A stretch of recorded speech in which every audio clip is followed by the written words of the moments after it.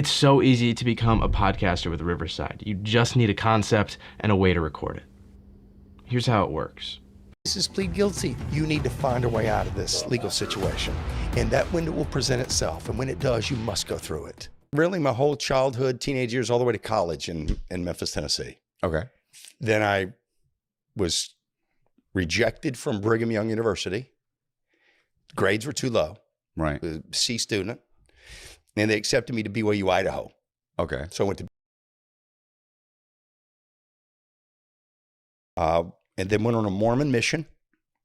Are your parents Mormon? My mom's a Mormon, my dad's not. Were you raised Mormon? I was raised Mormon. Okay. All in. What did your parents do? Just wondering.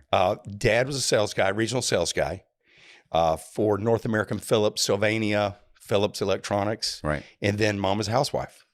Yep. A Mormon housewife. Is she allowed to be with a guy who's not Mormon? Is that No, okay? no, it was very frowned upon. Okay. Yeah, we felt the judgment. Right. It was basically like a single mom taking her two boys to church. But, yeah. My dad actually had a whip on his, I don't know who made this thing, but it's not a belt. Right. A belt would have been, you know what's Preferable. coming. You know what's Right. coming. This was a whip with some strands of leather on the end of it and a handle. And buddy, when he grabbed that, it was on. And it's not straight up, hey, keep your pants up. We're going to skin on that whip. But that's the way I was raised. They split when I was 8.5. Dad sat us down on our bunk bed, my little brother and I. He's 5, I'm 8. Right. Dad Sat us down and said, hey, you need to know I'm leaving. And your mom and I are getting divorced. And today's the day I'm moving out. And so. Did you have any inkling? Not an inkling. I heard them fighting a lot, but it seemed like parents always did that. Yeah. That was my perception. Your friends would tell them, oh, my parents fight sometimes. Oh, exactly. I had I did not see this coming at all. He takes us to the movie theater with our babysitter.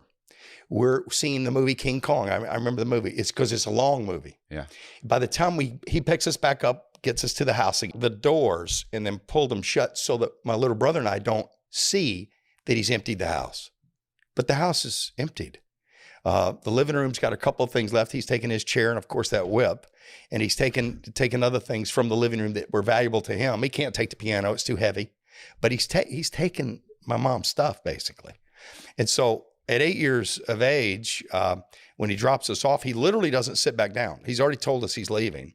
So he basically says, bye, kids, and pulls the door shut and heads out. And I call my mom right away, like, hey, this seems pretty important. Sorry to bug you. She's at work. She's got a new job. So maybe she knew this was coming because this is a new job for her. Yeah. And maybe they had discussed this together, but not with the kids. And I said, hey, listen, Dad just left and he's not coming back. He's explained this to me. He's not coming back. How old are you? 8? I'm 8. My brother's 5. And all the doors are locked, Mom. And what do you mean the doors are locked? Aren't you in the house? I said, no, not the front door. The doors to the interior bedrooms, they're all locked. And she says, I'm on my way home.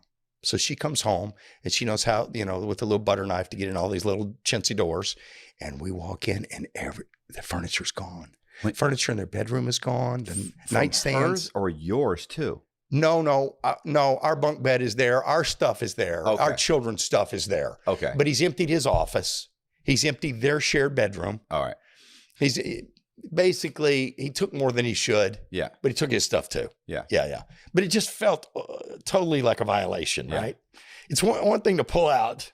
It's a whole nother thing to pull out with mom's stuff. I mean, it just felt terrible. So she's in a mess, right? We're trying to, give her some comfort, some support. And I just remember it was kind of a devastating day. It was a day you kind of mark time by in your childhood. Yeah. I can see you skim over this when you tell your story. Yeah. Because this bothers you. Yeah. I can see it. Yeah, for sure. Yeah. It's funny how some things you can talk about. I can talk about horrific things and laugh through the whole thing. And there are some things that just turn that knife. Right. It's my parents were 13 years apart in age. So he was always a little like a granddad type dad. He was a little older. And we were his second family. He had already had a family. And I knew them. They were my basically stepbrothers. Right. And I remember when he pulled out and took all that stuff, I thought, man, that it just, we didn't have any money. I mean, it just seemed like too much. Like, what are we going to do? Will we actually make it? I don't actually know what the move is here. Right. I don't know what security is underneath us at this point. And at 8 years of age, I don't even know the finances. I have no idea how this is all going to work. But it paying the bills. And now that it's not, I don't even know child support. I don't know alimony. These are all phrases I came to learn later. Yeah.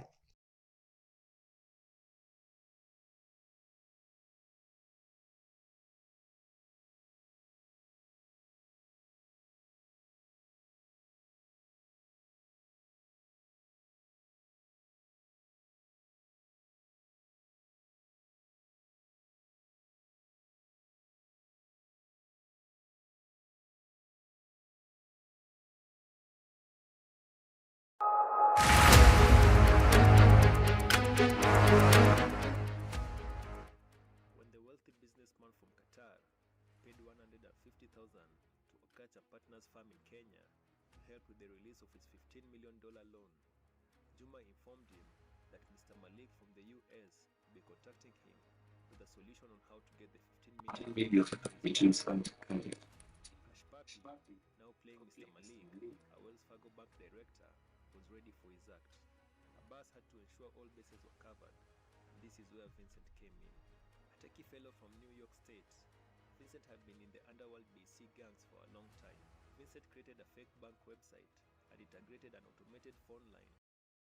There's nothing more powerful than you making your thing happen. Really going for it. Doing big.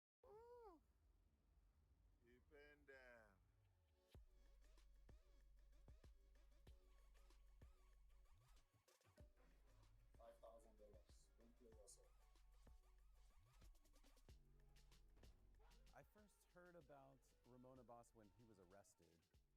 It was a pretty big international news story. He was arrested in Dubai, and he was very quickly extradited to the U.S. Ramon Abbas, also known as Hush Puppy, was responsible for a number of business email compromise scams. But what he was most known for was being an Instagram influencer. He built a following of millions of people, and it was always very mysterious where his money actually came from. According to the affidavit, he was charged with $30 million worth of fraud. Hush Puppy is the #1 Yahoo boy in Nigeria. He's a Yahoo boy in Nigeria.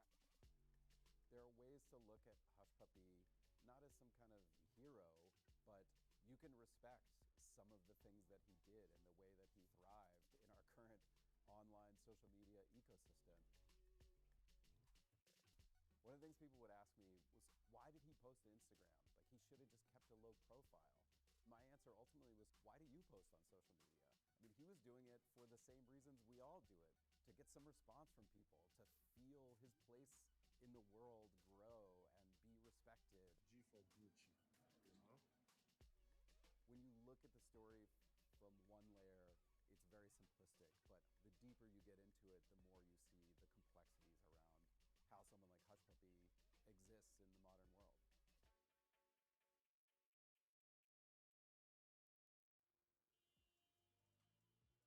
Ramon grew up in a neighborhood of Lagos called Oloron Shoki. It's a bit of a hardscrabble neighborhood. His father drove a taxi, his mother sold bread and other foods on the street.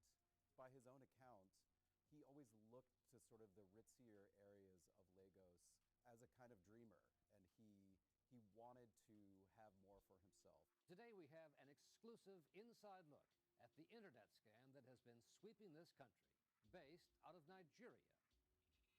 When the internet arrived, late 90s, early 2000s, in places like Ramon Abbas's neighborhood, people would go down to the internet cafe, and one of the things that Nigerians discovered when they logged on was that oftentimes there was sort of a reputation that preceded them online.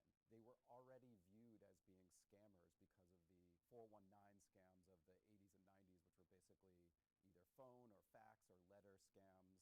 This coincided as well with more difficult economic times within Nigeria, fewer job prospects. And so there was a community who sort of embraced that label, who decided, okay, I will figure out how to make money online. I will figure out how to take advantage of people.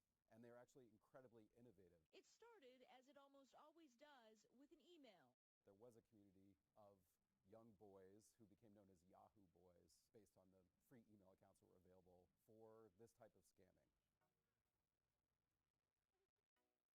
I spoke to a criminologist in Nigeria, Adedeji, who he spent a lot of time with Yahoo boys, and he actually lived for a time among them to study them, to understand their motivations, to understand their techniques, to see what became of them over time. And he knew a lot of the same people in Ramon's circle. I had a very good relationship with them because I saw them as human beings. He was very popular in the slums, areas like Bariga, Ajegunle, Ijora, Mushin, because these are places where you have a lot of young boys who have very little life chances. Hush Puppy, Ramon Abbas. At that time, he was one of the very smart boys. He went very far. He met a lot of people who could help him improve on the skills of cybercrime, knowing that the kind of cybercrime we had in Nigeria in the early days was close to the 419, the letter scam. He moved from Nigeria to Malaysia, and at the time in particular, there was a sort of exodus of Yahoo boys from Nigeria to Malaysia. There are a variety of theories about why they moved there. The possibility that it was a little more lax, that the Nigerian government was paying a little more attention at that time, also because there was more sophisticated internet architecture there in terms of how you could hide the location that your requests were coming from. He moved closer to where he could have access to all of the tools. He wanted more information than what every other person had. And that was why it became what most of them did not become. It seems like he was connected to several different flavors of scams, one of which was business email compromise, which is the most lucrative internet scam that exists. Well, today, one of the largest scams attacking end users is called the business email compromise. The business email compromise seems really, really sophisticated. And during my career, I've dealt with hundreds of these incidents. The bad guys are able to compromise an email account of a business. Could be a small business, could be a large business, and it involves financial transactions. You have a company, and the company is going to be targeted by the scammers. And usually they'll research the company. They're trying to find the right person. And what they do is a hacker gets access to someone's email account. So usually middle manager or someone in the accounting department of a company. Once they're in the email, they don't actually do anything. They just sit there and they wait. And they watch the flow of email in and out. And when they see invoices, that's what they're looking for. When an invoice comes in, they might spoof the email of the sender of the invoice, mock up a fake invoice that looks exactly like the one that just came in, and then send a follow-up email saying, this was not the correct bank account information, this is the new bank. So if the financial department is not looking carefully, then they are prone to sending the money right out the door. That's essentially what BEC scams are. Someone asked for this money who's not the right person, and you sent them millions of dollars. Spend 20,000 here, okay? I just spent 20,000. Ramon had picked up the handle Hush Puppy in, I think, 2012, but it was really when he got to Malaysia that in a volatile geopolitical climate, Europe finds itself at a turning point. Former president of the European... He started posting photos, mostly of himself. It was a kid from Lagos on the rise. Here are the luxury brands that I'm now consuming. And he started mixing that with a kind of self-help mantras and a sort of prosperity gospel, you know, the hustle. His followers started sort of ticking up over time. And then Puppy began a friendship with Momfa, who's a very, very well-known influencer in Nigeria. And Momfa lived in Dubai. That seems like the time when he started to see that there was another level of opulence. There was another tier of lifestyle that he could be living. And so he packed up for Malaysia, moved himself to Dubai. When he moved to Dubai, he really entered this world of truly high wealth individuals, which included obtaining a penthouse apartment, closets full of designer clothes, shelves of unopened sneakers, sneakers that had only been made once, sneakers that had been made specifically for him, and a basement parking garage that was full of cars like Ferraris, Bentleys. He's sometimes now flying on private planes. He's one of the guests of honor at the Formula One race. He's being invited to big events in Dubai. And so he's kind of entered this upper crust of some of the most wealthy people in the world. Everything you want to talk about now, hush puppy. Yeah, hush puppy do this, hush puppy do that. Shall leave me alone. Talk about yourself. The difference between Hush Puppy and the other Yahoo boys is the fact that he went international. Then we went to the social media to show off all of these things. But as per recklessness, they are all reckless. Even those who are not on the international scene are also reckless. That's the way they live. So Hush Puppy's 37th birthday, it was all kind of, at that moment, it felt like it was really coming together for Hush Puppy. And he posted about that. He posted about how far he had come.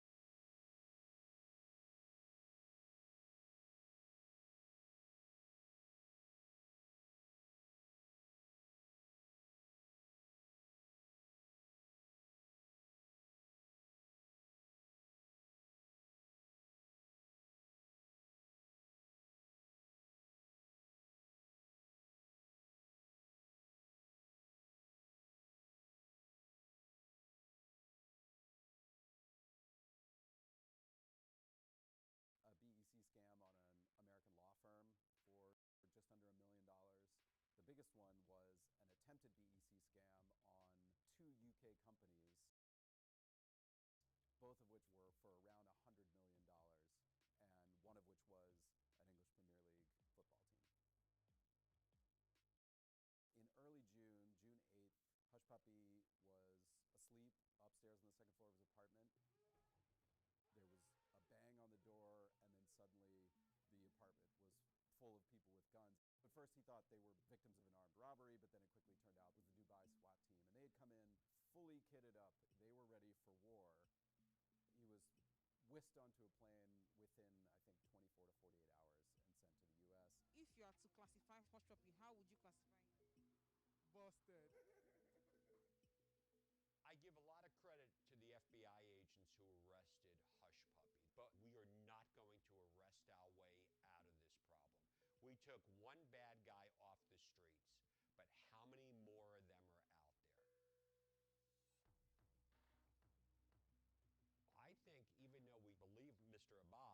is a major player in this, he's only a bit player in the entire infrastructure of the complete organization.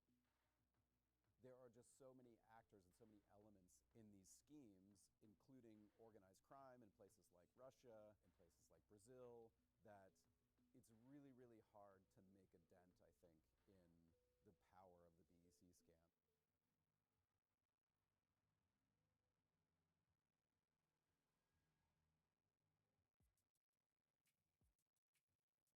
To me, one of the tragedies of this whole situation is that Lennar has a hot selection of homes for sale.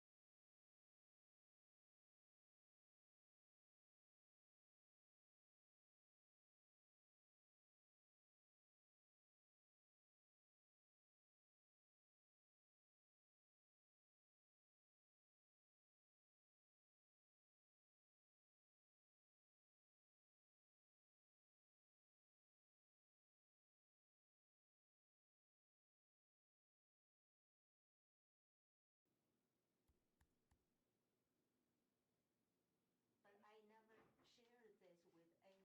Okay, but you took it. That's the problem. Okay, that's where we're at right now. This is Dr. Shannon Yo, 2 hours after she was arrested. And when the FBI picked her up, they also found a briefcase containing $4,000 and suspect she was about to flee the country. The then 56-year-old might make for an unlikely spy, but nudged by an FBI interrogator, she's about to talk herself into a 14-year prison sentence for stealing $120 million worth of trade secrets. In the process, the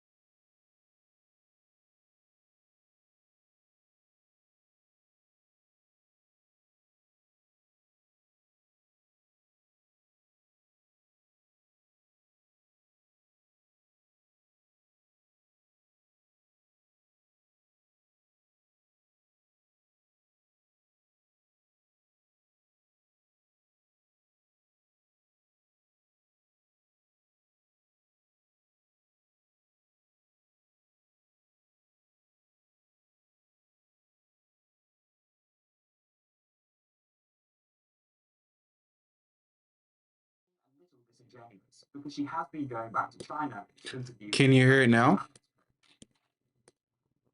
The Valentine's program is a Chinese national government program, and it's designed to incentivize, Chinese but moved abroad to return to China and to start businesses there. The critics of Both me and the show, or just me? on a scheme that incentivizes the sale of our technology and bring it home with them. And this is the guy that the FBI alleges has been helping her application, Liu Xiaochen. He's the chief engineer of Jinhong Group. And that company wants to get into the business of making BPA-NI, the chemical lining for Coke cans. Weihai Jinhong did not respond to requests from Bloomberg News for comment. The interrogation is almost a masterclass in how you unravel a scheme like this, because at almost every stage, PW, the how you FBI doing, though? catches her What in you a up to? lie. The plan was to form a new company. That's a what. joint venture company. Yeah, with that's MLS. what Mr. Liu thinking. Okay, but it was never get there. For her part, Yo insists that all she ever did was to introduce the Chinese firm to some other companies interested in getting into the business. In the interrogation room, this is where she starts to come unstuck. Did you guys sign a contract For your work over there? I did. Okay. I signed, but there's no work. There's no work. Yeah. Right. There's no work because my work basically just introduced. I did not do anything. Unfortunately for Yo, the FBI had a copy of the contract. Party A, Jin Hong's responsibilities include investing the initial amount of 6 million yuan and providing the location among other preparation work, which is expected to take 1 year. Party B, responsibilities include to be the chief technical officer of the project, providing technical assistance, leading the parties. Viralis, what's going on, brother? How you doing? And communicating with foreign manufacturers and developing. So today we're just watching Financial Crimes. Yeah, Miss Dinner. It's not So just talking. Look at the facts. You signed a contract. Yeah. They said they would pay you. The contract was to help build a lab. They said when the lab was built, you would have shareholders in that lab. And then weeks later, you're making emails inquiring about building a lab. It's not just paper. Then the FBI agents reveal their hand. They have her voicemails and have read her text messages.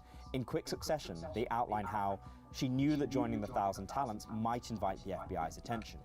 Liu had suggested that she keep her job at Coca-Cola So to, this quote, is- continue to let me pause it real leverage the quick. latest technologies at So this is the story of Liu. She stole Coca-Cola's formula and tried to resell it in China.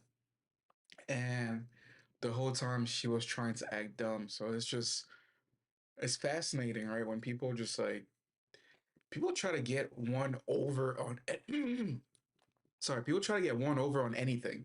So it's like, it's not just our community, it's everywhere. Coke. Her sister had received payments from the Chinese government on her behalf. Yo didn't want any publicity around winning the 1,000 Talents for fear of alerting US authorities. And the coup de grace? A voicemail left by her sister. Yo says, unlike other TTP winners who are losers overseas, she is doing well in the United States. She is the one taking the risk during the current unfriendly period between U.S.-Chinese relations, and she won't give her technology away easily until she sees money for real. This time, Yo's response is far more muted. Well, I did not do anything. What her messages reveal. That's the international you got me. That's the international you got me wording. I did not do anything. I don't know what you're talking about. Girl, you got caught. Relax. Reveal about that defense is she was trying to share it. She wanted to get paid first.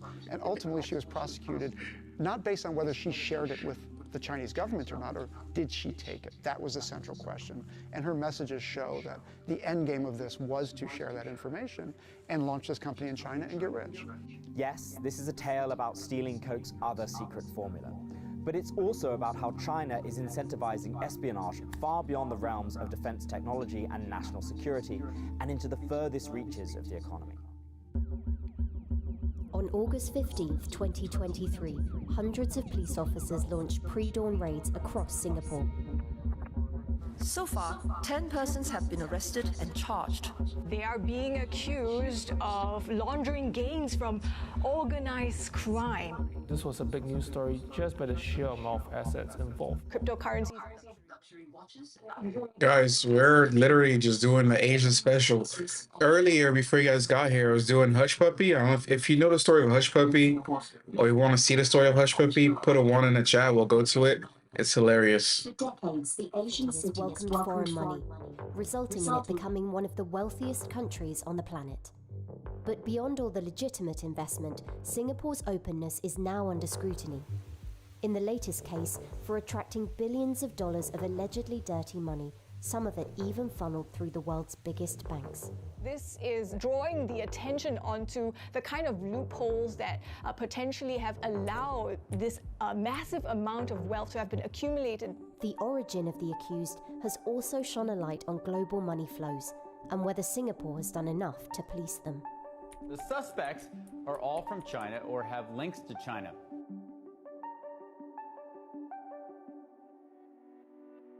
Singapore is a small country, so it is an economy that cannot sustain domestic consumption the way bigger countries like China or the US can. And that's why investments are critical to Singapore's growth. There's great ease in living and staying here, especially for expats. Singapore has long capitalized on its reputation to attract the global rich. Crime is low, politics stable, and banks welcoming. Wealth flows into Singapore totaled $1.5 trillion in 2022. In terms of assets parked in Singapore, it is the third largest, only after Switzerland and Hong Kong. But this flood of money has also come with downsides as the country has become more affluent. Skyrocketing prices and growing wealth. Hush Puppy is one of my favorite example of I made it, what I'm doing is working well, but I need to show the world, which is the downfall of 99% of all scammers nowadays, and of all I call them millennial criminals. They just want to post everything online at all times. So it's like, if you're gonna be good at scamming, or if you're gonna be good at anything, hide it, my friend. Not everybody needs to know what you're doing. You know, just chill out. There it is. That's my favorite one. I work a lot of jobs, but none of them come with health insurance. When I ended up in A life of crime, mostly fraud, is influenced first by a Type of lifestyle one if these you can hear fraudsters it. Type of desire two if you but can't. usually have. To live rich takes years of toiling, and this is mostly their fear. For the disgraced cyber fraudster, Hush Puppy, a Nigerian now serving a jail term in the US, he wanted more from life than an average Nigerian, and he didn't mind the world knowing who he was. Consequently, everyone did. Here is how the FBI solved the $1.6 billion Instagram scam. Yahoo Boy, the Hush Puppy origin story.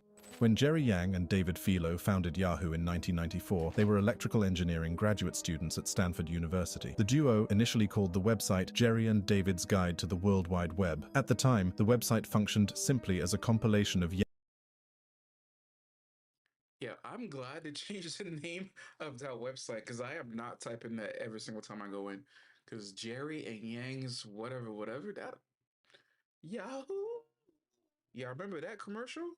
That stuck with me, and I'm old, but that commercial stuck with me. So if I had to hear Jared and whatever's for forever, I wouldn't never use Yahoo. But them Yahoo boys though, Nigerians, I love Nigerian women, I love Nigerian people, I love jollof rice. Let me put it out there, Nigerian jollof is the best jollof. So can nobody fight me when I say what I'm about to say next? But Nigerian scammers are my favorite scammers because they try everything and it always works. Like, they find new ways every single time. When you think you got them cornered, they try something else. Nigerian scammers are my favorite scammers of all time. I might make a story about Nigerian scammers next. I'm not going to lie to you. Yang and Philo's favorite websites. However, as the platform gained more popularity, it was eventually renamed Yahoo, which is an acronym for Yet Another Hierarchical Officious Oracle. Although Yahoo exponentially grew over the next half-decade, and its popularity spanned across several regions in the world, Yang and Philo could have never imagined that it would become a tool at the hands of internet fraudsters in faraway Nigeria. As internet services gained popularity in Nigeria during the early 2000s, young boys disillusioned with life in the third world country found a rather dark way out of of their bubble. While Yang and Philo were busy perfecting the user interface for Yahoo, their mostly unemployed counterparts in Nigeria were using some of the newest features of the website to perpetuate the most dastardly romance scams. These internet fraudsters used Yahoo Messenger to communicate with their unsuspecting male or female victims across the globe, promising them love, marriage, and a happy ending in a bid to con them out of huge sums of money. The ones who hit it big called themselves Yahoo Boys as a way to pay homage to the platform that brought them their ill-gotten wealth. As more of their potential victims became aware of the modus operandi of the romance scams, it became pertinent for internet fraudsters across the globe to evolve their game, and this gave rise to more scams such as phishing, charity fraud, social media scams, credit card fraud, tax return frauds, carding, business email compromise, etc. These scams gave rise to a new generation of Yahoo Boys who had a larger-than-life person. So let's just say that Yahoo Boys so far are exactly the same as Ashley Grayson. Tax, real estate, love, murder, drugs. It's all there. It's the same MO. Personality and flaunted their wealth without caution or remorse. The sometimes brazen way in which they went about their illegal business gave credence to the saying that absolute power corrupts absolutely, or in their case, easy wealth tends to make one go mad with thirst. One of the champions of this new generation of fraudsters was Ramon Abbas, who gained social media notoriety around 2015 and was known to his over 2.8 million Instagram followers as Hush Puppy. He also went by the alias Hush, Ray Hush Puppy, and the billionaire Gucci Master. Born on October 11th, 1982 in Lagos, Hush Puppy's very humble upbringing was what fueled his insatiable appetite for wealth and the expensive things of life. Hush Puppy was born and raised in the Oworonshoki area of Lagos, Nigeria, and it was where he started his career as a Yahoo boy. Before then, he sold bread and other food items on the streets alongside his mother, while his father was a taxi driver. So how did a poor boy from the streets of Lagos become a billionaire Gucci master? During the early 2000s, many young Nigerians discovered that Yahoo Messenger could be used as a tool to scam what they called clients or magas of their hard-earned money. Ramon Abbas was one of them, and he quickly mastered the art of using stolen identities to con unsuspecting victims out of thousands of dollars in sophisticated romance scams. Before long, Hush Puppy found success in his new line of work and quickly developed a reputation in his poor neighborhood as a big spender. In a BBC interview, local driver Seye recounted how Hush Puppy loved to splash his cash around during the early days of his career as a Yahoo boy. Seye said he was generous. He used to buy beer for everyone around. By 2014, Hush Puppy, as well as several other Yahoo boys from Nigeria, began migrating to Malaysia to continue their illegal business. While several explanations have been given for this sudden change in location, including the nationwide crackdown on internet fraudsters by Nigerian law enforcement agencies, the truth is that the Malaysia trip was more like a rite of passage or coming of age for most Yahoo boys at the time, as the online community became more sensitized to the various romance scam formats employed by internet fraudsters. The top dating websites put in several security measures. The scams themselves are the same. It's just the way he got caught. So Hush Puppy, he was just very much in your face about it. Like he wasn't trying to hide that he was a scammer. Like although people say he tried to hide it, he wasn't trying to hide. Like he was really in your face. His Instagram, his TikTok videos, everything that he made, he was not trying to hide. So that's what fascinated me about it, is that he was just so brazen about his scam and believed that nobody would catch him. So maybe that's a story that you and I both know, so it's not as interesting. But again, financial crimes to me are just it's just my thing. Um, there is I don't know if you know that one.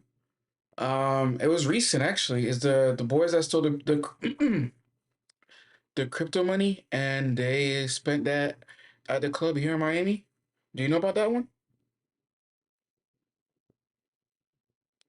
Like 17-year-olds, they hacked into a Bitcoin wallet, stole.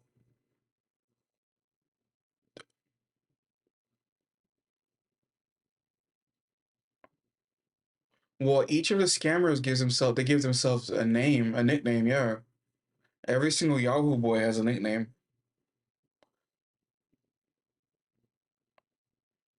You want to finish this one and watch the other one afterwards?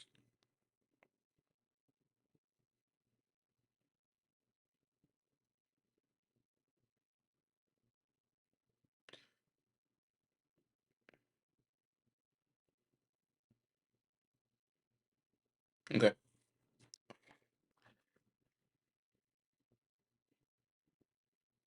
that made it nearly impossible for Yahoo boys to access their websites from Nigeria and several other countries in Africa. While some of these boys were satisfied with accessing the smaller dating websites, with less security, Hushpuppi knew if he was ever going to be as big as he had always dreamed, he had to make this move. This proved to be the turning point in the Hushpuppi story, as Malaysia provided not just a more sophisticated internet architecture, but it was also a meeting ground for fraudsters from all over the globe due to the lax law enforcement in the country. In Malaysia, he was able to flourish and make the type of connections within the internet fraud community that propelled him into stupendous wealth. At this point, there was no going back for Ramon Abbas, and he went on to adopt the larger-than-life brand that we all know as Hushpuppi. Unable to contain the immense joy he derived from his newly found wealth, Hushpuppi found his way to Instagram to express himself. As a result of his very humble beginnings, Hushpuppi had always had a unique desperation to become wealthy by any means necessary, but what he craved the most was to be respected by everyone and get back at those who looked down on him in the early stages of his life. For him, the picture-sharing app Instagram provides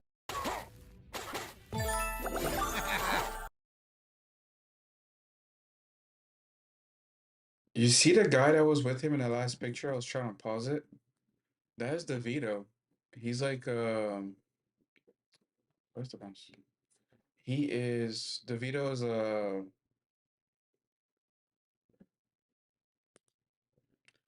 DeVito's, a singer from Africa, Afrobeat singer.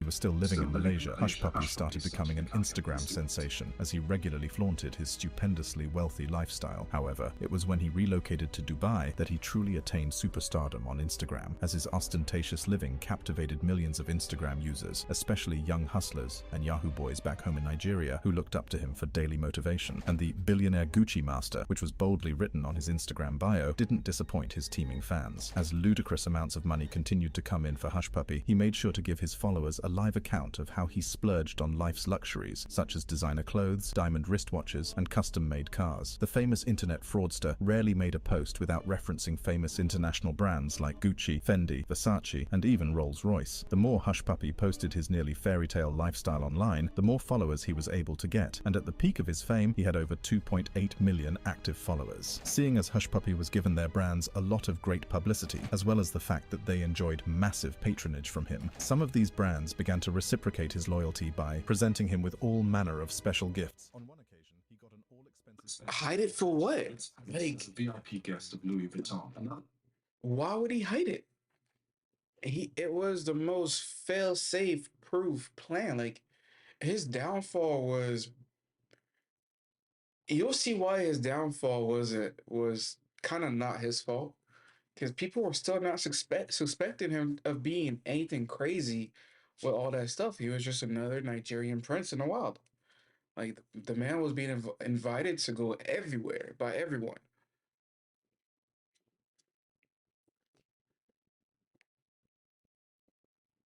I wouldn't hide it. If I had that type of money, I wouldn't hide it.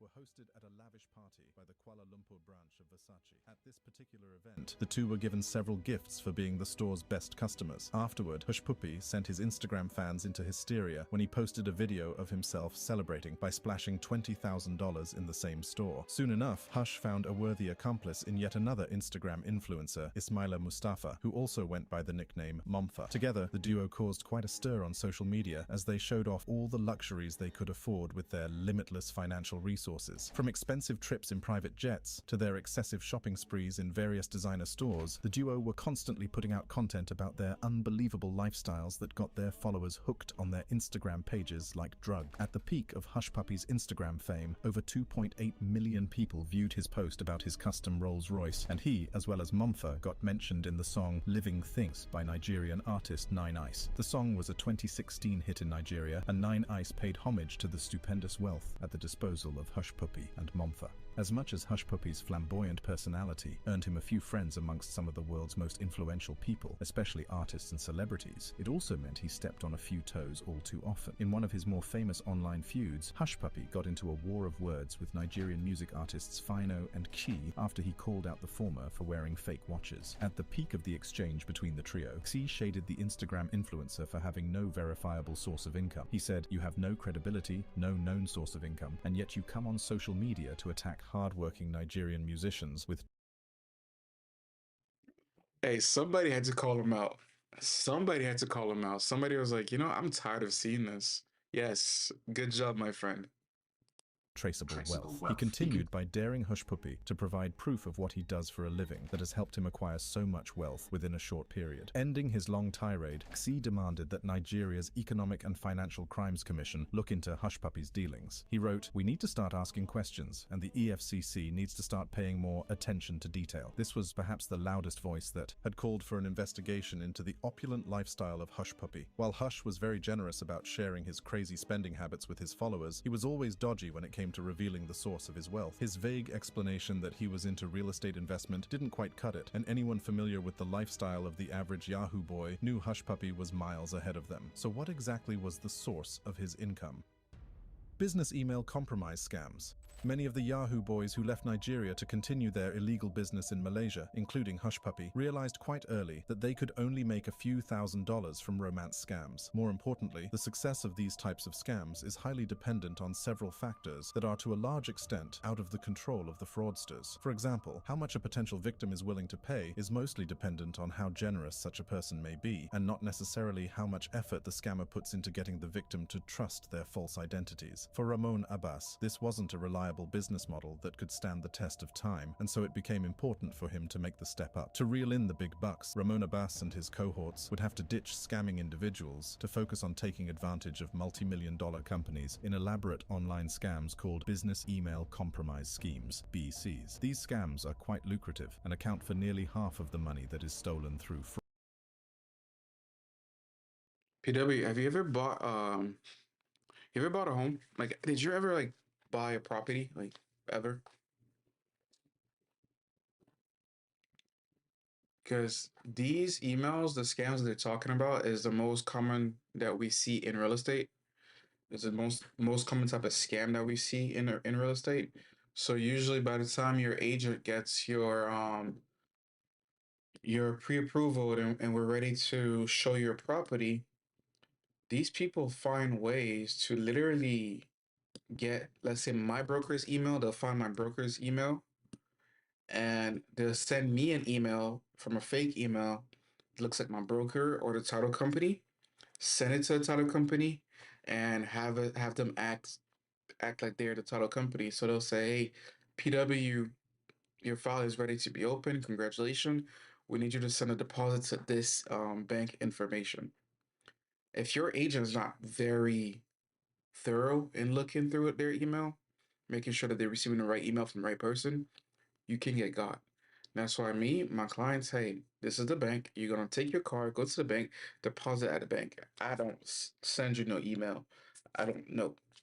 And the email that you get you're going to receive it from the title company. You're going to receive a phone call from the title company, a secondary email after the phone call from the title company to confirm everything, and an email from me with the title company's information just to be safe. Because this is how they get a lot of people. Now their focus was, their focus was mostly big corporations, but some other people will go towards smaller companies and most of the time real estate firms. Fraud and cost U.S. companies more than $2 billion annually. According to the FBI website, business email compromise, BEC, also known as email account compromise, EAC, is one of the most financially damaging online crimes. It exploits the fact that so many of us rely on email to conduct business, both personal and professional. One thing you need to understand about BC is that it is usually done by a group of scammers, with each person in the group specializing in various aspects of the scam. The level of sophistication in these scams is so scary that most of the companies targeted by the scammers never know what hit them. All right, so listen up. State Farm was trying to charge me $197 for car insurance. No, thank you. I got a friend who told me about this website. until they have lost huge sums of money. Despite the billions of dollars lost by companies annually, BC is still very much underreported due to how embarrassing it is for the companies affected. As a result, many of the companies prefer to either count their losses or investigate the matter quietly so as not to expose how easily their company's security was breached by the scammers. This was how Hushpuppi and his criminal gang were able to carry out devastating BCs that cost businesses millions of dollars in losses for so long without being caught. So how do these criminals carry out BC scams? According to the FBI, there are typically 4 stages involved in every BC scam, from the moment the scam is initiated to when the funds are stolen. First, the scammers identify a target. These are usually businesses in the US or across Europe. They then proceed to gather available information about the company either through their corporate website or social media accounts like LinkedIn. In the second stage, the scammers, usually a hacker, gets access to the email account of someone in the company for no other reason than to monitor the inflow and outflow of information about the company's businesses, specifically relating to financial transactions. The scammers can silently wait in the email accounts of the victims for several weeks undetected until an invoice comes in. At this point, the BEC scam quickly moves to the third stage. Here, the scammers spoof the email account of the sender of the invoice or someone higher up within the company, like the CEO. To achieve this, the criminals use specific tools to mimic the original email address of either the sender of the invoice or the CEO of the company being targeted. The spoofed email address usually includes slight variations from the legitimate address that are not easily detected. For example, Jason_Kelly@targetcompany.com, Jason_Kelly@targetcompany.com. This slight variation fools the victim into thinking any message received from the email address is from a trusted person or someone of authority, like the CEO. The scammers go through all this trouble just to try and divert the payment for the invoice that they had intercepted earlier. This is not an easy task, and it involves the scammers employing various tactics, including sending spear phishing emails to the victim company's officials. Usually Like, if you're able to do that, go get a job, dude. Go. Details provided and going on to provide fresh account details. Sometimes the scammers even make impersonating phone calls where they pose as the sender of the invoice just to appear more convincing and successfully manipulate the victim to effect a change of bank details for the invoice payment. Finally, the unaware victim is provided with new wiring instructions by the scammers. Once the funds are wired to the bank account, which is controlled by the criminal gang, they quickly move to launder the money by redistributing it to several accounts, converting it to cryptocurrency, or using it to purchase expensive luxury items. This makes the money become untraceable and protects the scammers from being caught. When the original sender of the invoice fails to receive the funds on the specified date, they would usually reach out to the victim company. Unfortunately, very little could be done at this point, and the victim company's officials would be left red-faced. Some of the biggest frauds that have ever been perpetrated were BECs, and a lot of them were carried out in the last half-decade, pointing to an increased activity of the scammers in the years leading up to Hushpuppi's well-publicized arrest. In 2019, Japan's Toyota Boshoku, an auto parts supplier, fell victim to a BEC scam that cost the organization $37 million. The scammers were able to spoof the corporate email of the company and proceeded to successfully persuade an executive in the finance department to make the wire transfer. That same year, criminals sent spear phishing emails to St. Ambrose Catholic Parish in the US. The fraudsters managed to get away with $1.7 million while impersonating service providers and claiming that the church had not paid for services rendered over several months. In another BC scam, the fraudsters showed that their greed knows no bounds as they attacked a non-profit organization for kids, Save the Children. The 2018 attack happened after an employee's email account was hacked by criminals. From the compromised email address, they proceeded to send out fraudulent invoices and documents linked to a project in Asia. The loss accrued by the organization is estimated at $1 million. Thankfully, details of all these BC scams are now within the public space and are helping to create enough awareness around these terrible scams. During his reign as a top cybercriminal, Hushpuppi was involved in several high-profile BC crimes that nearly brought many companies to their knees. One of the more popular cases occurred in 2019 when a New York-based law firm was about to make a payment of $922,000 to a client who had just refinanced a property. Unbeknownst to them, Hush and his team of internet fraudsters had been monitoring the company for some time. So, when a paralegal from the law firm emailed the client to find out where the money should be sent, the criminal group swung into action and sent a fax with instructions for a wire transfer into a different account. The paralegal follows due diligence by calling the number on the fax to verify that the new instructions were authentic. Interestingly, the call was answered, and the fraudster was able to provide very confidential details that convinced her to send the money to the bank account. Just like that, $922,000 $122,000 had disappeared into thin air. One can only imagine how distraught the paralegal would have felt when it was discovered that it was a scam, but she really stood no chance. Hushpuppi had carried out thorough research on both the law firm and the client, so it was quite easy for him or whichever member of his criminal gang spoke with the paralegal to provide very confidential details about the whole process. While the company was still struggling to come to terms with what just happened, Hushpuppi, in typical fashion, was already off to another spending spree and posting receipts on his Instagram page. Money laundering and downfall.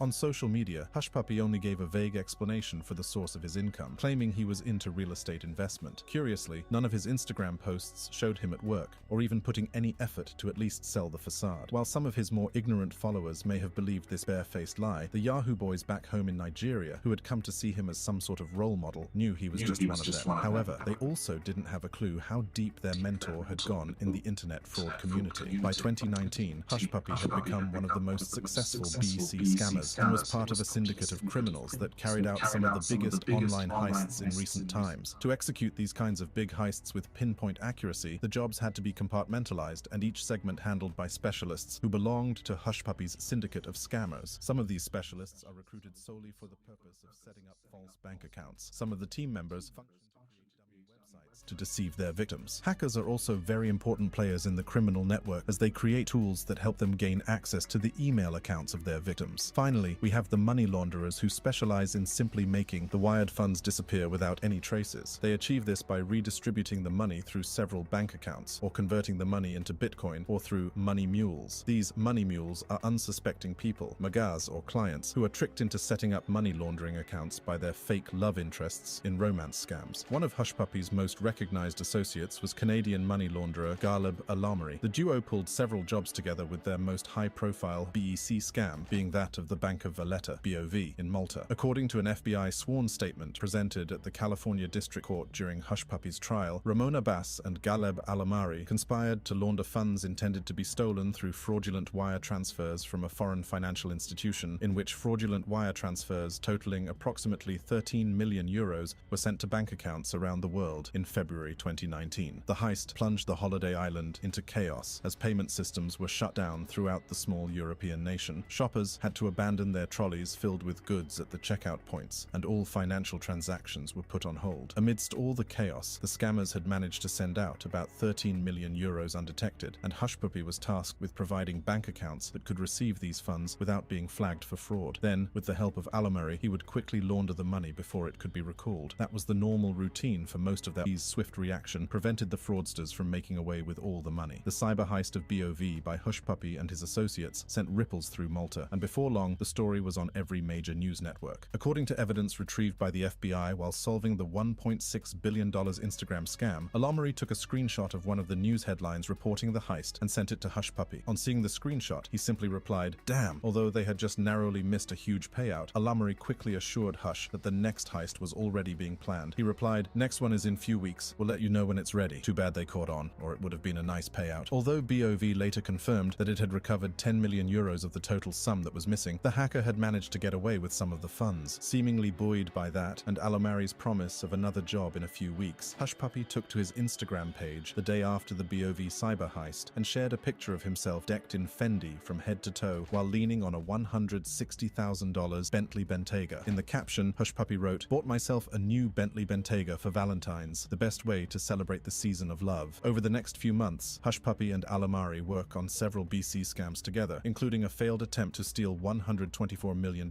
from an English Premier League club. The cyber heist on the club only fell apart when the UK banks refused to pay the funds into the Mexican bank account provided by Hushpuppi. If Hushpuppi and Alamari had seen the two failed cyber heist attempts as ominous signs of things to come, probably they would have pumped the brakes on their operation. However, like true criminals, the thirst for more money pushed them to commit more crimes, and Hush became even more brazen in his next fraudulent scheme. Taking a leaf out of his early days as a Yahoo boy operating strictly on romance scams, Hushpuppi assumed the identity of a New York banker for his final big scam before his arrest in June 2020. For this scam, the famed Instagram influencer linked up with a Kenyan entrepreneur named Juma to con a Qatari businessman out of $1.1 million. The victim was looking to set up a new school in the Gulf state and needed a $15 million loan to bring the project to life. With his local bank unable to put up the full amount required, the victim hired the services of a financial advisor who unassumingly Google searched million-dollar loans and unfortunately landed on Juma's scam website. Under the cover of their false identities, Hushpuppi and Juma were able to convince the businessman that they would be able to secure him the loan at a fee, which kept on changing. Every time the victim raised concerns about the loan not materializing, Hushpuppi and Juma would come up with more excuses that would eventually lead to them demanding more money from the victim. Between December 2019 and February 2020, the duo, alongside their associates from Nigeria and the US, were able to con the victim out of more than $1 million. The victim eventually began to run out of patience, and that was when Hushpuppi and Juma hatched a plan to get a final lump sum from the victim. They contracted a Nigerian, Vincent Chibuzo, to design a fake Wells Fargo website with an automated hotline. When the businessman rang the hotline, it was confirmed to him that the $15 million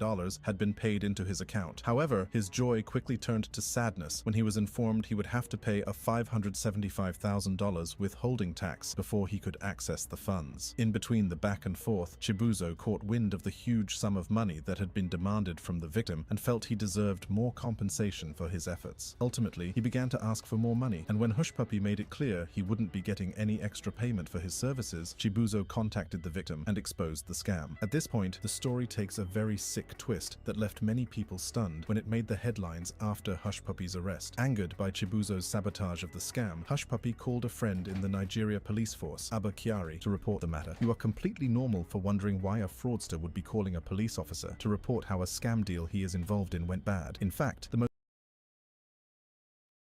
Wells Fargo seems to be the easiest bank people like to use to scam, from tax return frauds to now fake websites. Something about Wells Fargo. Back in the day, it was Bank of America, though. I remember people used to like do the Bank of America checks, like the fake checks, into your account. I got but no, was it Chase? It was Chase and Bank of America. That's what these nowadays they call them YNs, but that's what they used to do here in Miami. Is those fake checks deposit into your account, bounce your account, take the money out. It was Bank of America and Chase. At that time, Wells Fargo. I don't think Wells Fargo wasn't even around. It was Wachovia back then, so that's probably why. The most intriguing thing about this point of the Hushpuppi story is that Kyari wasn't just any random police officer. He was a deputy police commissioner and one of Nigeria's most decorated officers. His exploits on duty earned him the nickname Super Cop and a shining example for a much maligned police force. However, details of Hushpuppi's interaction with Kyari revealed that the decorated Super Cop had been dining with the devil for a very long time. In one of his text messages to Kyari, the internet fraudster said, "I want him to go through serious beating of his life." Hushpuppi's follow-up message clearly reveals he intends to shut Chibuzo up for good. He tells Kyari, "I want to spend money to send this boy to jail. Let him go for a very long time." Kyari doesn't hesitate to oblige to Hushpuppi's request and quickly replies with the details for a Nigerian bank account. Once Hush transferred the money to the account, Kyari falsely arrested Chibuzo and proceeded to send pictures of the middleman behind bars to his criminal friend. Under Hushpuppi's instructions, Chibuzo was detained in a Nigerian prison cell for over a month and made to face the harshest conditions. Unbeknownst to Hushpuppi and Kyari, this marked the beginning of their problems, as the FBI had already begun an investigation that would eventually expose their atrocities to the world. Hushpuppi's influence.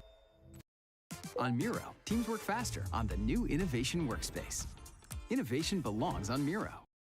Wow, look at her. All these good choices, and it's not even 8 a.m. That's really going to change things around there for the better. Like many fraudsters, Hushpuppi's greatest undoing was his eagerness to flaunt his ill-gotten wealth. This was very curious behavior because as a money launderer, his primary duty was to cover up financial crimes. So on one hand, Abbas was making the huge sums of money gotten from his BC scams disappear, but once he was back on social media as Hushpuppi, he was flaunting the wealth with reckless abandon and thereby putting a mark on himself. Unfortunately, his obsession with Instagram likes and the urge to constantly seek validation from his followers prevented him from seeing the inherent dangers of social media overexposure given his line of work. And the more he posted about his super rich lifestyle, the more followers he garnered on Instagram. This remains a normal human phenomenon, as people tend to gravitate towards those they believe are successful, or like, in Hushpuppi's case, living the dream. For many young people across the world, Hushpuppi was the picture of success, and he embodied the elusive perfect life. When he wasn't attending high-profile events in Dubai, he was strutting in as one of the guests of honor at the Formula One race. The poor boy from the streets of Lagos was rubbing shoulders with some of the wealthiest wealthiest people in the world, and he was hell-bent on making everyone see him do it. He inadvertently brought a lot of attention to himself, and it wasn't long before the FBI took notice of his flamboyant lifestyle. Hidden amongst Now, I appreciate a good commentary like anybody else, but inadvertently, by mistake, drew attention to himself? By mistake? Did I miss the meaning of by inadvertence? Like, did I miss the meaning of the word? Because I don't think he did it by mistake. He definitely did it on purpose. He wanted people to know who he was. Now, again, in wanting to flaunt your money and flaunting who you are, just know you're gonna catch the attention of everyone around you. So, Mr. Hush Puppy, no, that was not by mistake. You did that on purpose. Hush Puppy's 2.8 million followers were FBI agents who were determined to gather enough information about him to bring him to justice. Although the FBI suspected that Hush Puppy's wealth came from an illegal business, they had very little information to act on and didn't even know his true identity. However, this changed when Hush Puppy celebrated his 37th birthday and threw a lavish party that brought the high and mighty in Dubai together. He later posted a birthday cake gifted to him by Gucci, which gave detectives an idea of his real name and date of birth. Armed with this information, FBI agents were able to link him to a visa application that not only revealed his true identity, but also gave them a clearer picture of his finances. At this point, the FBI was sure that Hush Puppy was a big-time money launderer and immediately put him under surveillance while waiting to get more concrete information to make an arrest. Luckily for them, Hush Puppy's successful BC scam on the New York law firm in October 2019 provided the moment the FBI had been waiting for. Once the paralegal wired the $922,000 into a Chase bank account, Abbas worked quickly to launder the money, paying out $396,000 into a Canadian account before contacting Alamari to confirm receiving the funds, which he did. At the time, Alamari had just landed at an airport and told Hush Puppy he would send a screenshot of the transaction once he was able to get a good enough signal on his phone. Moments later, Alamari walked straight into an ambush set by FBI agents inside the airport and was placed under arrest. The next day, another of Hush Puppy's friends and alleged associate, Momfa, was arrested at a Nigerian airport on fraud and money laundering charges. Despite the double arrests of two people closely linked to him, Hush Puppy remained as loud as ever on Instagram. Apart from changing his bio from billionaire Gucci master to real estate developer, Hush Puppy took no other steps to appear more legit. He continued to post pictures of his designer bags and expensive car collection. Earlier that month, he had given a Nigerian radio personality a tour of his home, where he showed off his array of designer clothes, Rolls-Royce, Ferraris, and expensive taste. While speaking about his wealth, Hush Puppy maintained that it came from legit hard work. He said, "My heart is pure. I sleep good at night. When something good happens to me, I know it's because I did good, not because somebody promised me money that I did not work for, or money that I don't deserve." If only he knew his words would come back to haunt him barely a few months later. As Alamari was now in FBI custody, they had full access to his phone, which contained a mountain of incriminating evidence against Hush Puppy. They immediately began to work with UAE authorities to fast-track his arrest. On June 8, 2020, a Dubai SWAT team burst into Hush Puppy's apartment while he was asleep, placing him under arrest and taking possession of his properties, including $40 million in cash, 13 luxury cars worth $7 million, 47 smartphones, 21 laptops, and the email addresses of 2 million potential victims. The Dubai authorities later sent social media into a frenzy when they released a dramatic film of the arrest, which they titled Operation Fox Hunt 2. Less than 48 hours later, Hush Puppy was flown to Chicago, where he stood trial for various cybercrimes that amounted to over $24 million.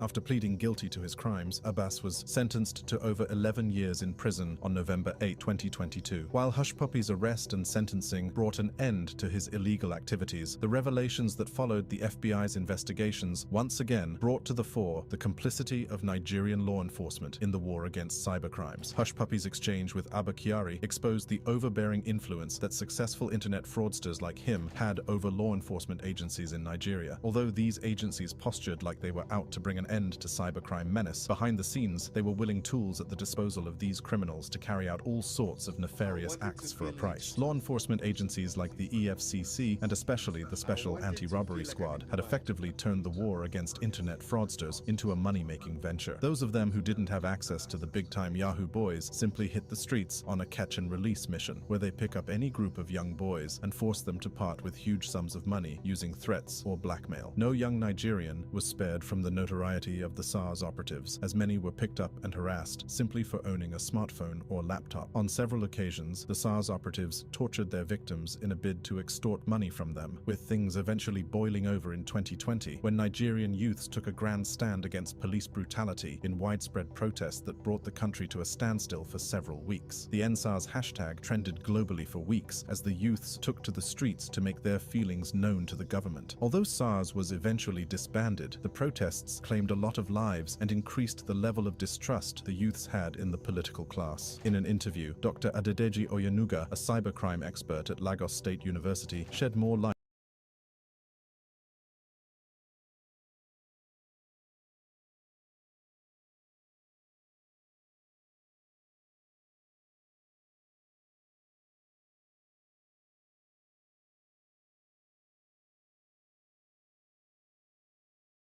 In Africa's most populous country continue to see cybercrime as the only way to break out of crippling poverty and unemployment. In this regard, Hush Puppy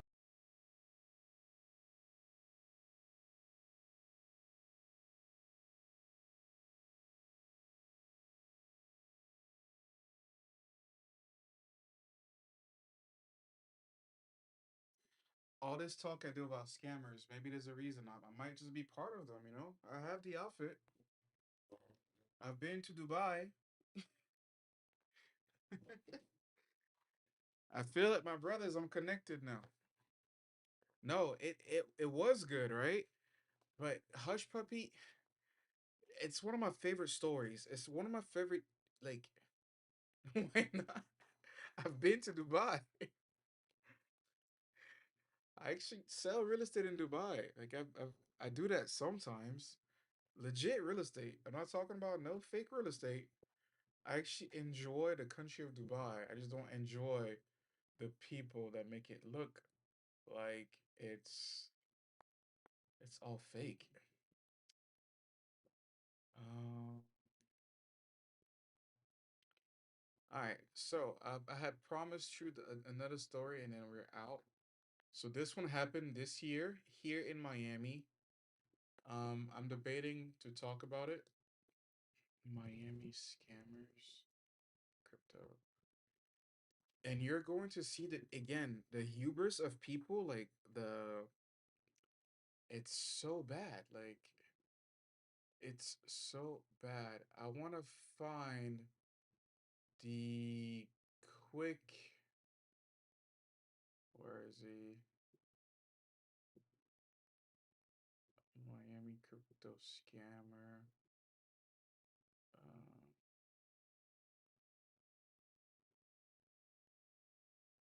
okay, so that's him.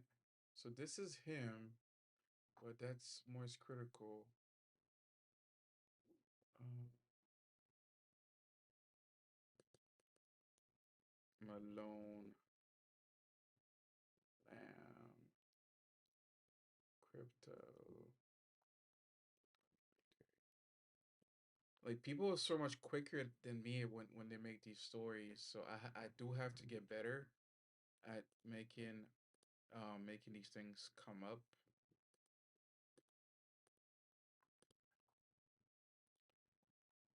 But pretty much the story is they stole 230 million worth of crypto in less than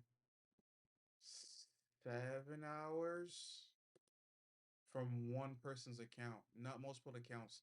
From one account, They stole that from one account. So imagine the damage they could do if they weren't caught. But they were younger. They were super young, so they didn't really.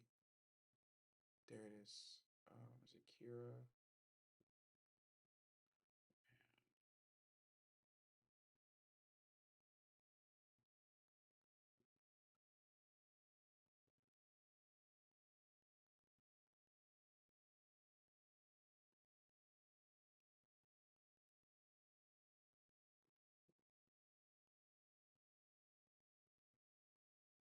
Oh my god, I can't find it. Maybe it's a sign for me to redo the video. But no, like you're seeing the headlines. Uh,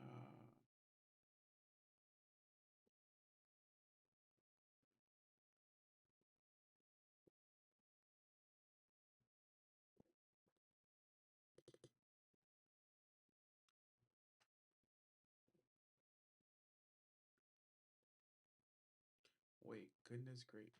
See, you're saying goodness gracious like that, just reminding me of my best friend. All right. She's the only other person I know that says goodness gracious. All right, let's go with the 2-minute one. Malone Lam, a 20-year-old tech genius from Singapore who orchestrated one of the largest cryptocurrency heists in history, stealing $230 million in Bitcoin. But how did this young mastermind pull it off? In August 2024, Malone used his deep knowledge of blockchain and cybersecurity to infiltrate a high-profile Bitcoin holder's account. By executing a sophisticated phishing scheme and cleverly manipulating the victim through social engineering, he was able to trick them into revealing critical security details. Within moments, Lam bypassed advanced encryption and two-factor authentication, gaining access to a wallet holding 4,100 BTC, worth over $230 million at the time. But Lam didn't stop there. He knew he needed to cover his tracks. He meticulously transferred the stolen funds through dozens of wallets and crypto mixers, making it almost impossible to trace the money. Using privacy coins and VPNs, Lam scattered the Bitcoin across multiple exchanges worldwide. However, with newfound wealth, he couldn't resist the temptation to live large. Almost immediately, Lam embarked on a global spending spree. He was seen ordering VIP tables at exclusive nightclubs, cruising in luxury yachts, and living in multi-million-dollar rental homes in Miami and Los Angeles. His extravagant lifestyle became a spectacle, drawing attention on social media as he flaunted expensive cars, designer fashion, and parties that rivaled the most elite celebrities. One of the most notorious moments? Footage from a Miami nightclub where Malone ordered bottle service for tens of thousands of dollars in one night, surrounded by influencers, models, and an entourage of high-profile guests. Lavish doesn't even begin to describe it. But Lam's greed and arrogance led to his downfall. His flashy lifestyle made him a target for investigators. Despite his attempts to remain anonymous in the decentralized world of crypto, blockchain detectives like Zach XBT and law enforcement agencies began closing in. Through a global effort involving the FBI and various crypto exchanges, Lam was eventually tracked down and arrested. Today, he faces serious charges of wire fraud and money laundering, with his future uncertain. His story, though, serves as a stark reminder of the dangers lurking in the digital financial world and the consequences of living too boldly on stolen wealth. What are your thoughts on Malone Lam's rise and fall? Is this just the beginning of a new wave of crypto crime? Let us know in the comments, hit the like button, and subscribe. Claire uses Asana, a work management platform, to get more done and save more time by connecting teams to track updates and visualize timelines. Try it for free.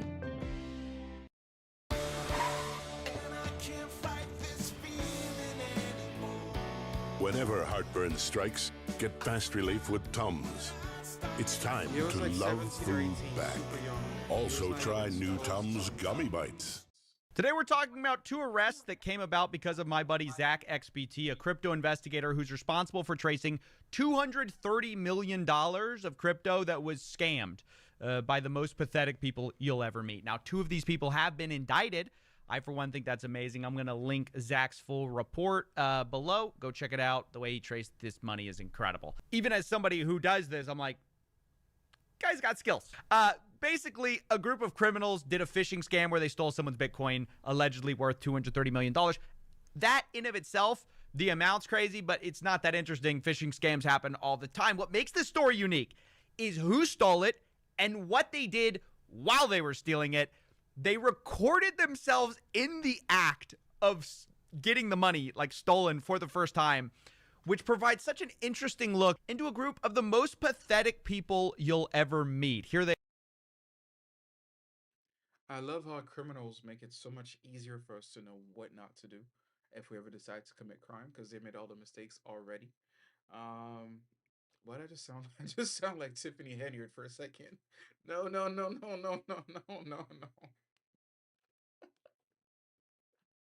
they are celebrating getting this money. Oh my god! Oh my god! Way. Oh my god! Oh my god! Bro, I'm gonna spaz out. Yo! We're done! I'm spazzing out! What I think is so incredible about this is not only the fact that they're all celebrating in a group, they're also live, like texting each other a bunch of stuff, leaving traces of evidence. I mean, look, I'm not here to hate on the criminal game. I'm not here to say how you should do it. But guys, it's like better class of criminal here. What's going on, fellas? So that in of itself was surprising, but later they leaked even more important information as they were planning to launder the money. Their friend was kind of doing a tutorial on how to launder money with this app. The top right, the settings bar. Settings. Now, when I first heard this, I heard this background voice of the popular streamer XQC, and I was like, is he in on it? But I think they're actually just watching a live stream while committing crime. Gen Z is so cooked. Their brains are so done for. They can't even focus on committing massive crimes. They have to be like, I got to get that second screen. I need my boy X on the second screen. Dark. Here. No, not that. Like the swap settings. Like a super glass cannon shit. Set custom Unbelievable.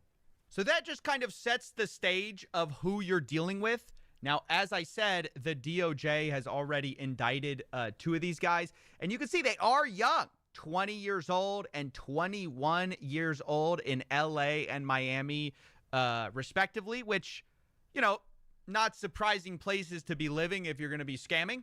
But the story gets even more interesting when you realize these guys have been taunting Zach XBT, the guy who ultimately caught them.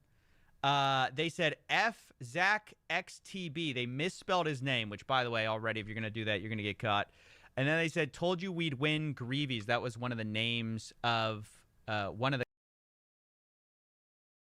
I mean, yeah, they're young.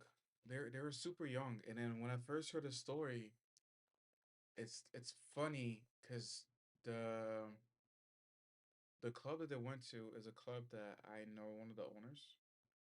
And he was talking about that night.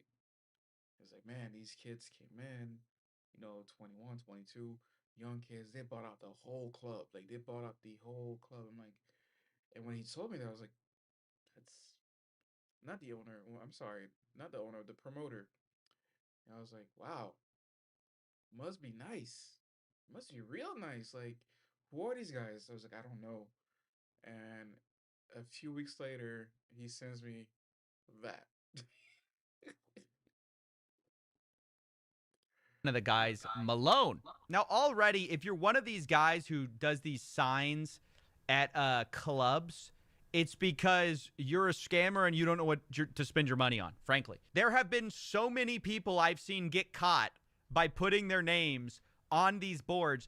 And what's amazing, it's like these people feel the need for social validation even though they know what they're doing is bad. So they go to the top clubs in like the place that they're at, spend tons of scammed money on the dumbest things. And this is part of what makes these people so pathetic. Not only that they would all get on a group chat and talk about their crimes while listening to XQC in the background. I mean, that itself is a crime. But it's just what they spend their money on, because it's not just about buying those signs at the club or whatever. They're also trying to use their wealth to pick up women.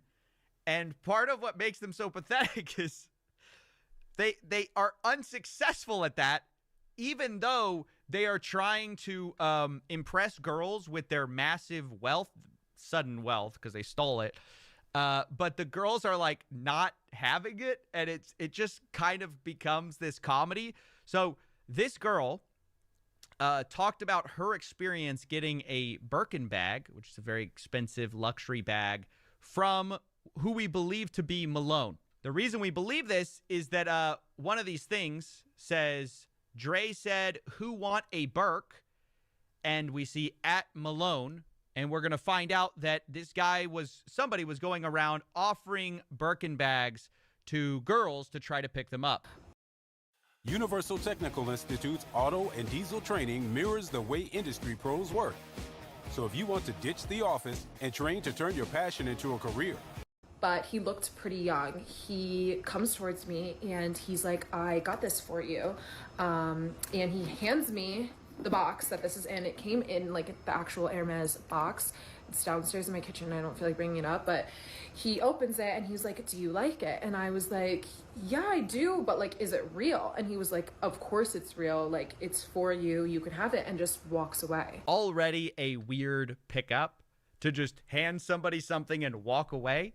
It's 100% real. I actually went to Rodeo with him today to the Hermes store, and he bought 5 of them.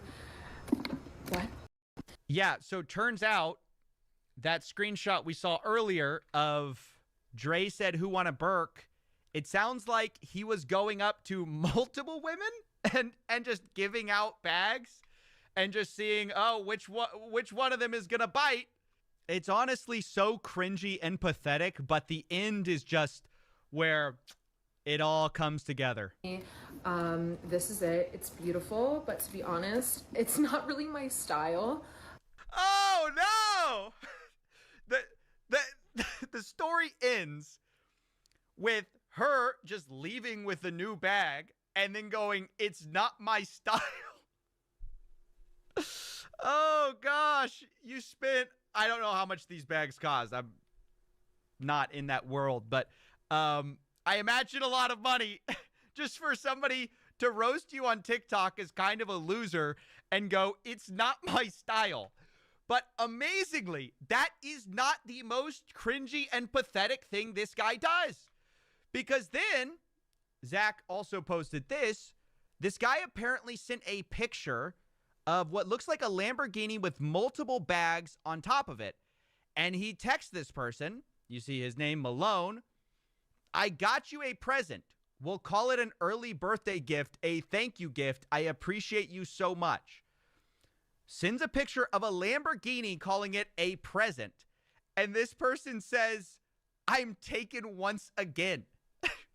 Doesn't even address or respond to the fact this person bought her a car, an expensive car. This guy has such little charisma. She just immediately goes, "I'm taken." And he says, "I don't care." He's just buying cars.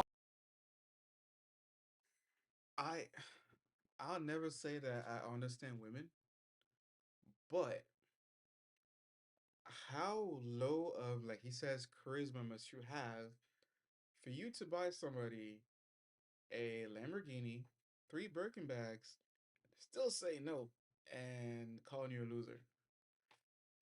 Yikes.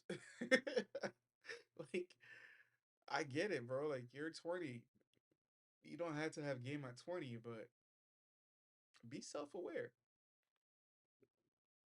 Cars to take in women and saying, "Oh, I don't care," as if they're going to be impressed because you're a scammer who just got a little bit of money. I think what's even funnier is this is exactly the type of guy to be like, "Oh, all girls want is money." And then they try to flex their money on girls only to be turned down by them. It's just like, who cares? It's not my color. Oh, man. So I just thought these guys were the gift that kept giving.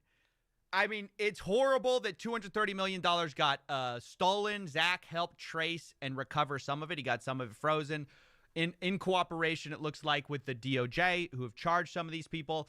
And that's great. It kind of had a happy ending. But I think if you look at the scammers themselves, it's like they're so pathetic. They have no sense of even what to do with the money. Like, they got the money and immediately they spend it on the dumbest, most materialistic things. And it shows you kind of the types of people who are drawn to this lifestyle. They don't even have taste. They don't even have, like, they can't even use the money because they have their brain has been fried by a culture who just values, dumb designer stuff over everything. It's funny because I kind of think these designer places have scammed the scammers into thinking like, "Oh, this is what you do with your scam money." In fact, in preparation for this video, I reached out to Zach XBT, who sent me this tweet, which supposedly shows some of the bottle receipts where they allegedly spent.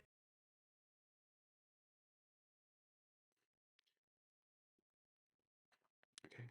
So it's just you and I talking. I have a major problem with going out and spending my money on alcohol and drinking. But I have never in my life spent $530 or $60,000 on alcohol at a club. This is the receipt I was telling you about, and this is what my friend told me about before I saw this video. Just the gratuity alone on this is $48,000. The entertainment fee is $60,000. No, I lied. They paid over $150,000 just in taxes, fees, and gratuity. Like, like my friend would say, my Jamaican friend would say, "What the blood clot?" Like, who spends that much money going out for what? $500,000.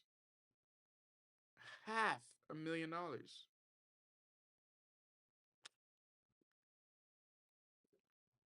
Like, I'm more mad at it. They don't know how to manage their money than the fact that they're scammers. I'm more mad at that part. Like, this is insane.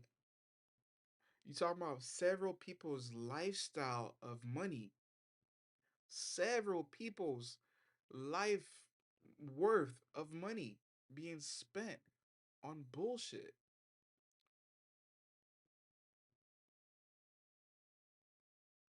$25, $25 of Don Julio, 20 bottles of Clase Azul, 30 Grey Goose, 25 Grey Goose, 30 Ace of Spades, 18 Ace of Spades, 7 Emerald Ace of Spades, 26 Emerald Ace of Spades, 24 Ace of Spades Rose, 15 extra Ace of Spades Rose, 30 Casamigo, 100 Casamigos, 5 bottles of Red Bull, 5 buckets of Red Bull.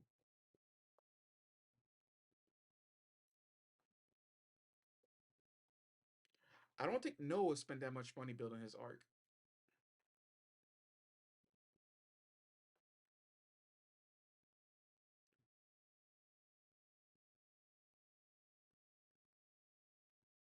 Eight buckets of aquapana for $45.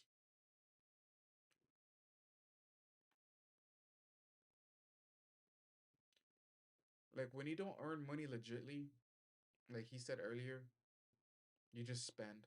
Just to spend.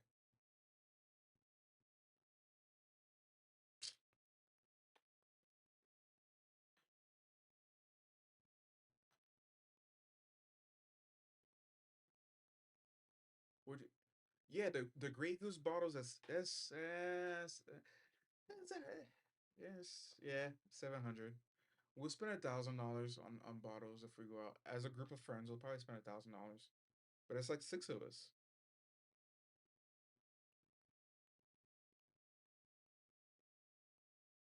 700.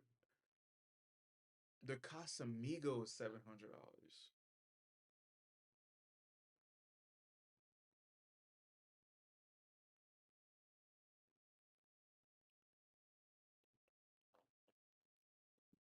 Mm. $500,000 at this club. I mean, so unbelievably stupid. If they weren't already on your trail before, you don't think somebody's going to notice a $500,000 bill from a 20 or 21-year-old at a club and wonder, I wonder how those people made that money. It's just so stupid. And for what? For one night, $500,000?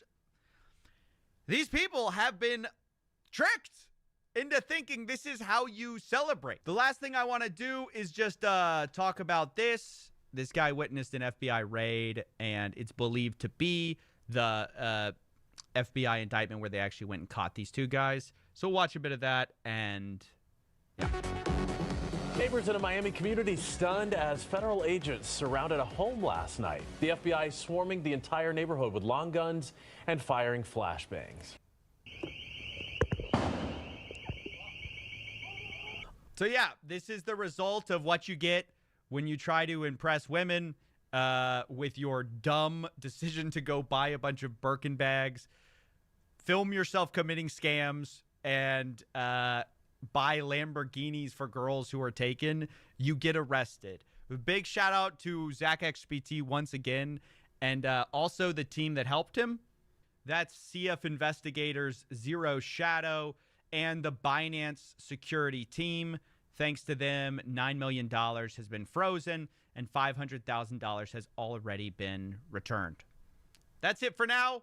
I'll have some investigations soon enough. I've been a little bit busy, but yeah, more stuff coming, and I'll see you next time.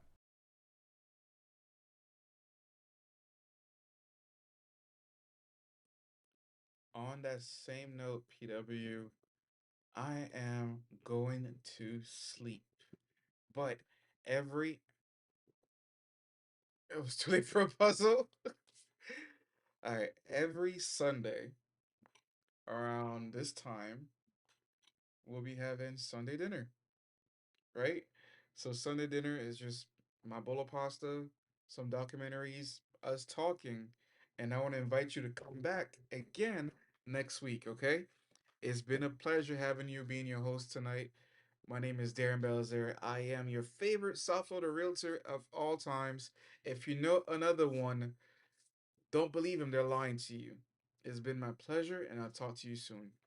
Peace.